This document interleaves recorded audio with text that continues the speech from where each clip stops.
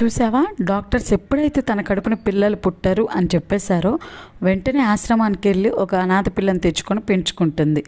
ఎంతైనా బయట వాళ్ళు ఎవరో మన పిల్లలు అవుతారా ఏంటి, తన పిచ్చి కానీ ఇంత గారాబం వాళ్ళకి పోస్తుంది. ఇలా మాట్లాడే వాళ్ళు చాలామంది ఉంటారు మన సరౌండింగ్స్లో.